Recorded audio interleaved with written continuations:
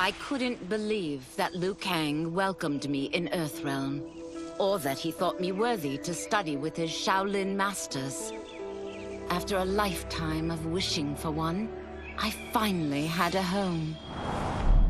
But my joy was tempered as I thought about Serena. My shadow sister was still under Quan Chi's yoke, and she deserved a life free of him as much, if not more, than I.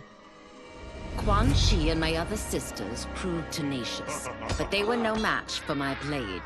I snatched Serena from them. Then Liu Kang helped me break Quan Chi's spell. Her mind free of his influence for the first time in years, Serena chose to join me in Earthrealm. My sister and I once again fight side by side. Only now we do so for Earthrealm. Together, we have formed the Order of Light.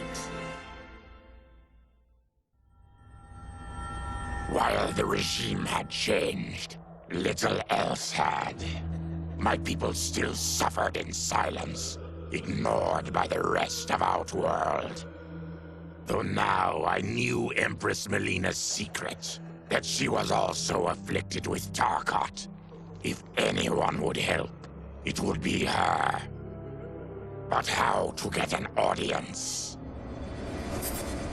Syzoth.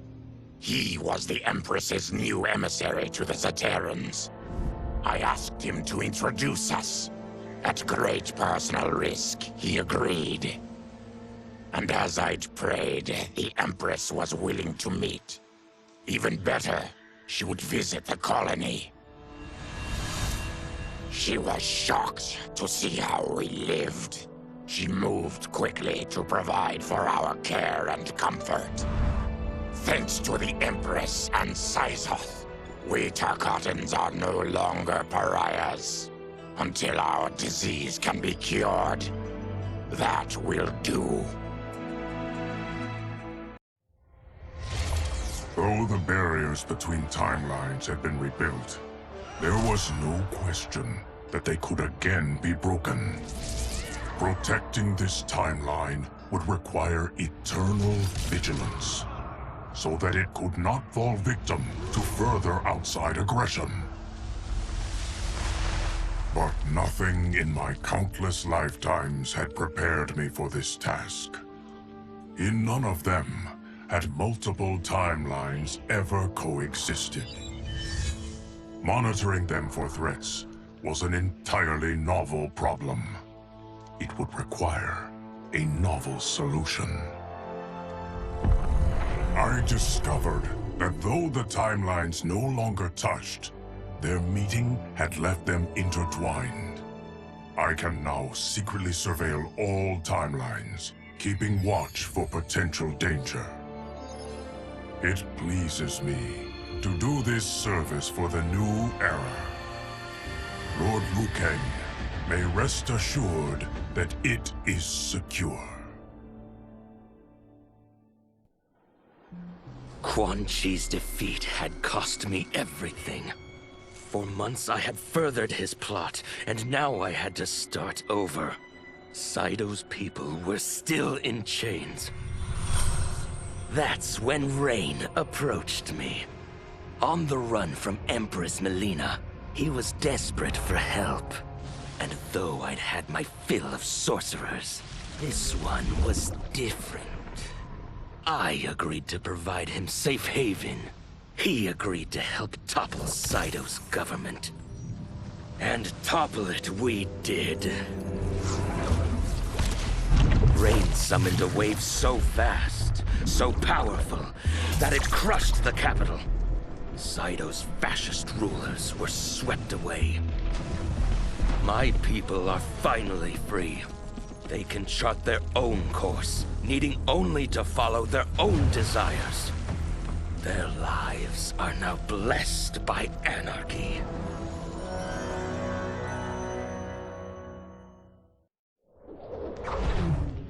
Since this whole thing kicked off, I'd wondered why Liu Kang chose me to be a champion. I mean, sure, I was killing it as a martial arts star, But it's one thing when it's all for show. It's different when you're playing for keeps. Then Liu Kang let me in on his master plan. He wanted the masses to know about the world beyond them, the one filled with gods and monsters, and he wanted me to tell them about it. But I knew revealing the truth all at once would be too shocking of a plot twist for most. That's why I pitched doing a bunch of stories, to slowly get people used to it. And if there's one thing I can do, besides kick ass in combat, it's build a cinematic universe. I'm serving up movies, streaming series, games, you name it. I like that I'm doing a public service. And it doesn't hurt that I'm making more than a few bucks. It's the kind of synergy that would make any studio mogul proud. I wasn't looking for allies against the Yakuza, but I found one in Special Agent Jackson Briggs. He'd heard gangsters plotting to kill me on a wiretap and came calling, hoping I'd be his informant. We planned to part ways when we got the job done. But then, Shang Tsung showed up to steal Sento. Needless to say, Jackson had questions. It blew his mind to hear that the stories in Johnny's movies were real. Once the shock wore off, Jackson quickly sized up the threats Earthrealm faced. To deal with them, he got his bosses at the FBI to form the Outworld Investigation Agency. When he asked me to sign on, I hesitated. After all, me? A government agent? But it's an important job. And more importantly to me, an honest living.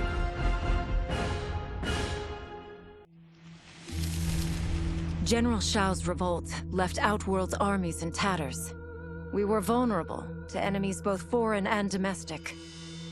That's why my sister asked me to take command, to stitch her military back together and purge Shao's loyalists within it. She trusted only me with the task. The soldiers, however, had little faith. They thought me a spoiled dilettante, unprepared and unfit to serve.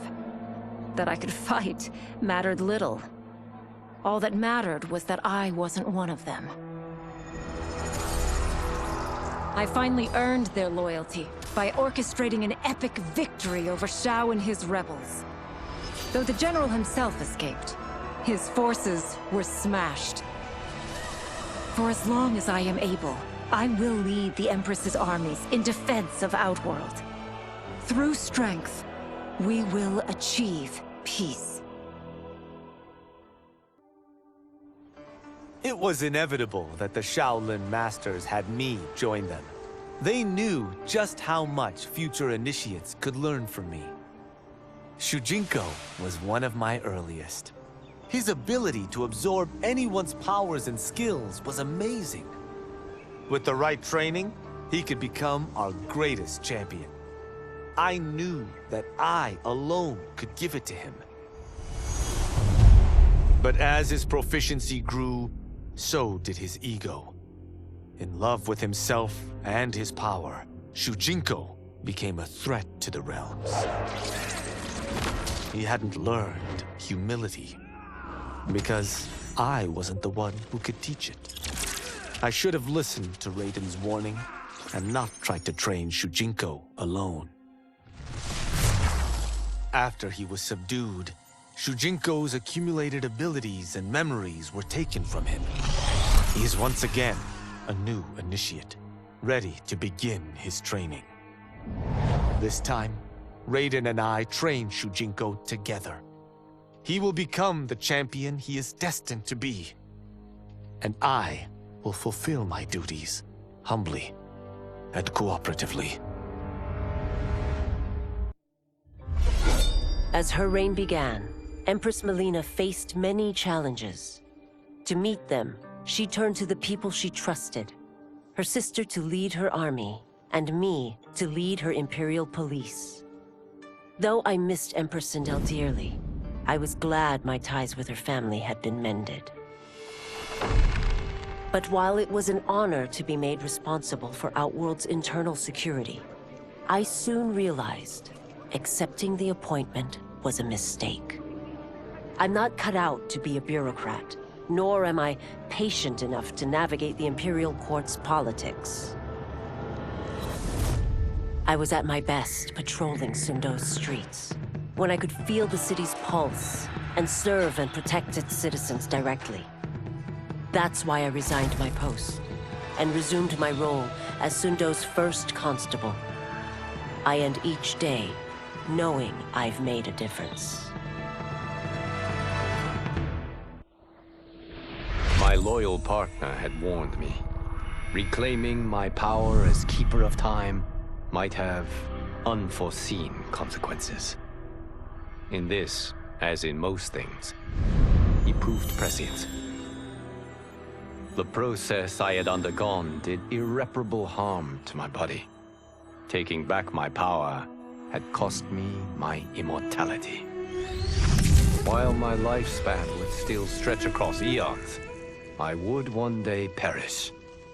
And if the war with Titan Shang Tsung taught me anything, it is that this timeline is not safe without a protector. Yet I had never given thought to choosing a successor. Who is it that could replace me and protect my new era? The answer, of course, is Geras. Tireless and meticulous, he is perfectly suited to be entrusted with this grave duty. And no one knows better the temptations of the hourglass. I have no doubt he will be above them. Though worried about how the public might react, I met with Baraka to discuss his Tarkatans. Speaking from his heart, he moved me.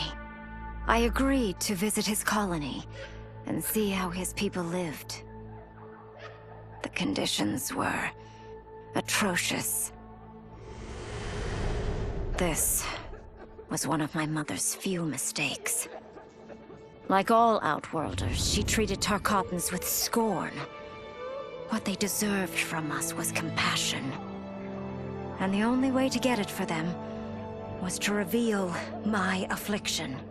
To show all my subjects that even an empress could get Tarkat. The scandal my revelation caused was intense. But with the help of Kitana and Tanya, I emerged from it a stronger empress than ever.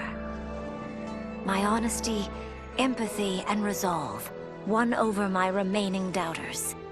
There is no longer any question that I am fit to lead the Empire. Quan Chi's plot collapsed.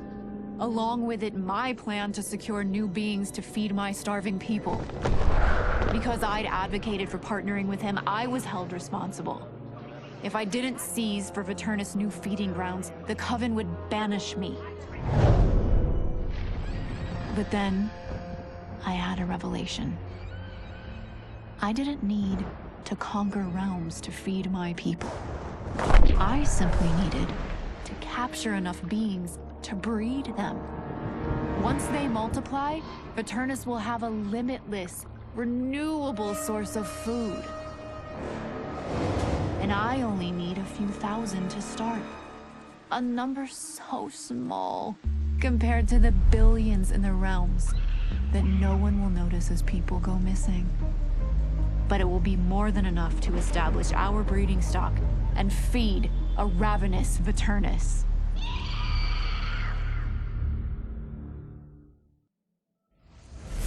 Were it not for my godly counterpart, I would not have survived the battle against Titan Shang Tsung. Meeting him, though, raised questions. Why did I replace him in this new era? Why was I made mortal? Lord Liu Kang told me of his Raiden's nobility and righteousness, about his steadfast leadership in the defense of Earthrealm. He also told me about Raiden's dark side, how he could be consumed by rage and cast aside the rules he otherwise lived by.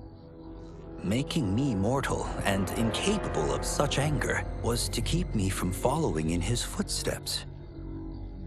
Though I understood the reasons why, I felt I had been done a disservice. To survive the coming battles, I may need the edge that only great rage can bring. As the Shaolin couldn't aid me, I sought out someone who could. Someone to stoke the fire within me and teach me to master it. For this, I could have no better teacher than the Shirai Ryu's Grand Master. To elude capture by Empress Melina, I joined Havoc's crusade in Saido. There, I summoned more magic than I thought possible, and drowned out the old regime. Havoc's longed-for anarchy had been achieved. He was more than satisfied. But I was left empty and broken. Had I been satisfied as Outworld's High Mage, not let myself be tempted by Shang Tsung, a great city would not now lay in ruins. I've caused devastation, ended thousands of lives, all because of my blind ambition. I've betrayed my oath, my sovereign, and my realm. These high crimes merit punishment, and I'll accept whatever the Empress gives me. My only ambition now is to one day be forgiven.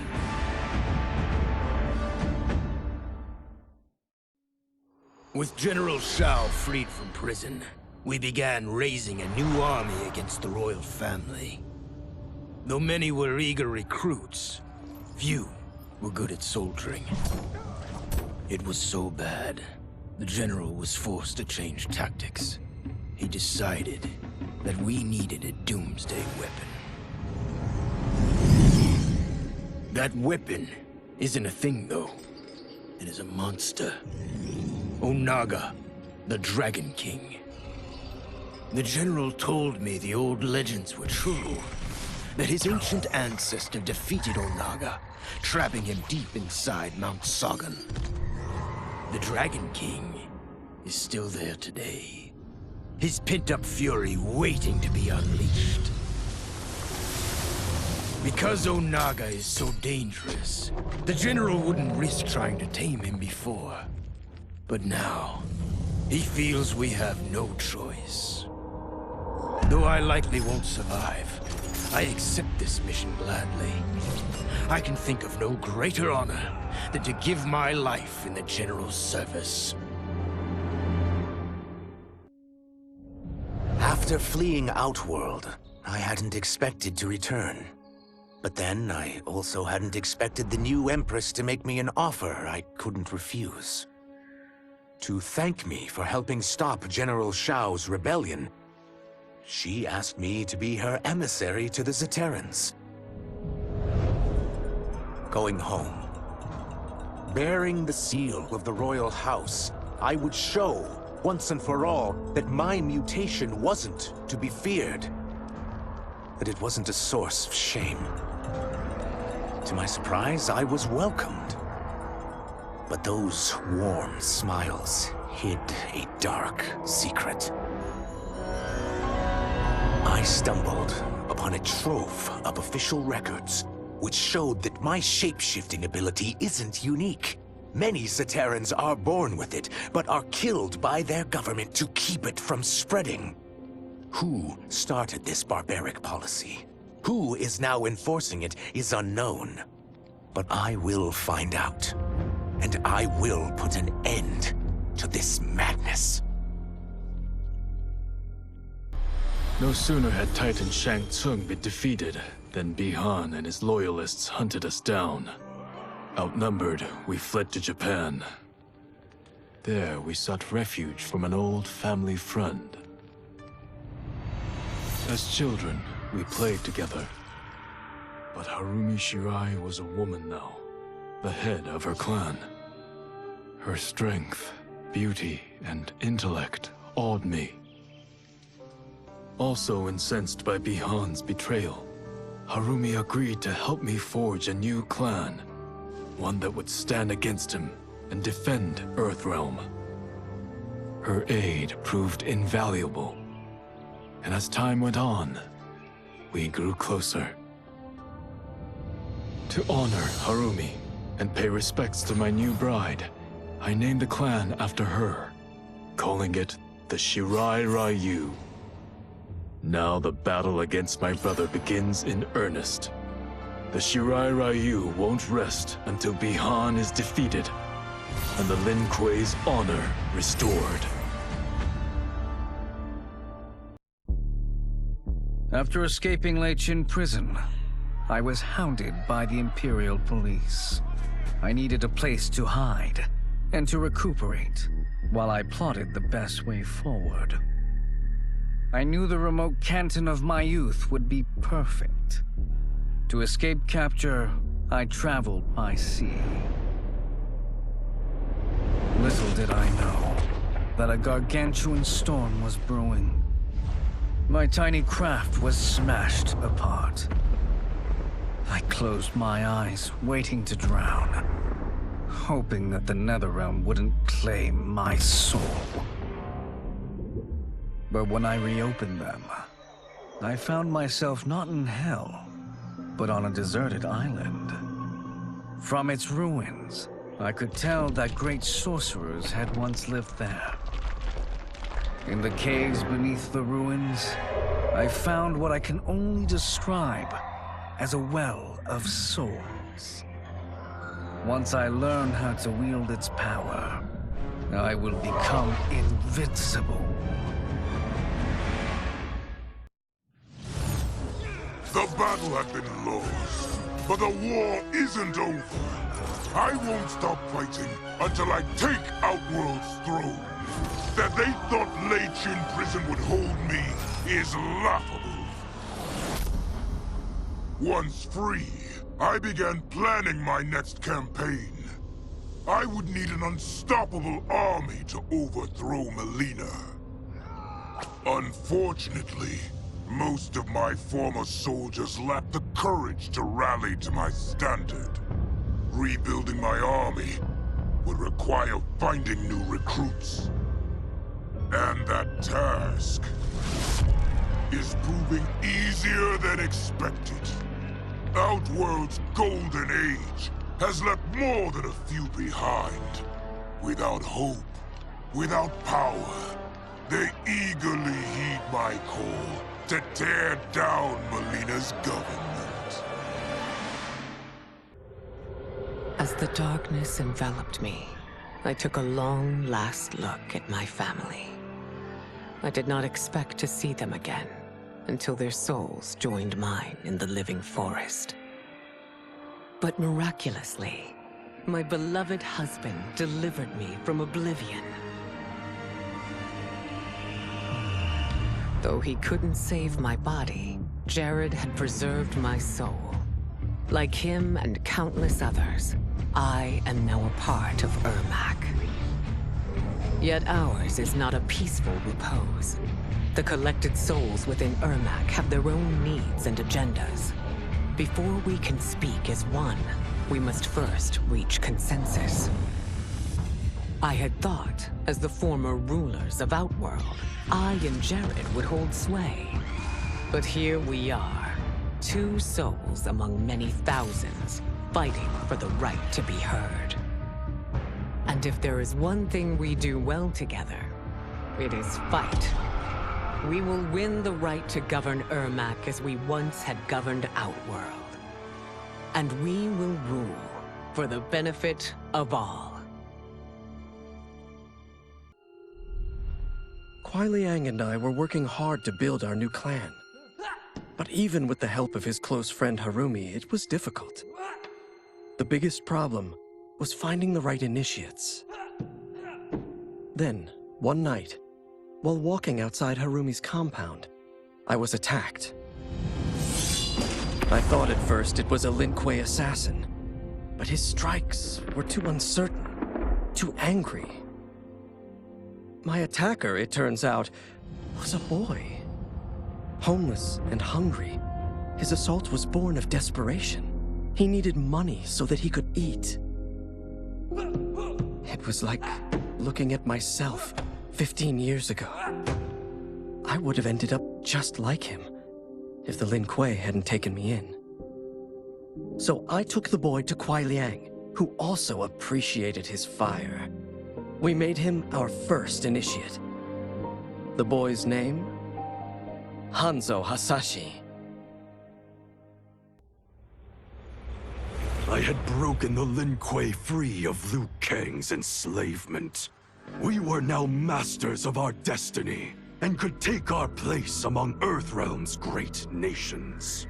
But taking and holding territory would require a vast army. I needed more fighters to make our presence felt. Then I recalled Shang Tsung's dragon warriors.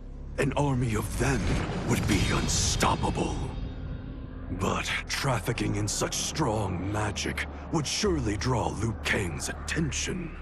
Sector advised that we avoid detection by building our army using science, not sorcery. We've invested much into this endeavor, and we are beginning to see results.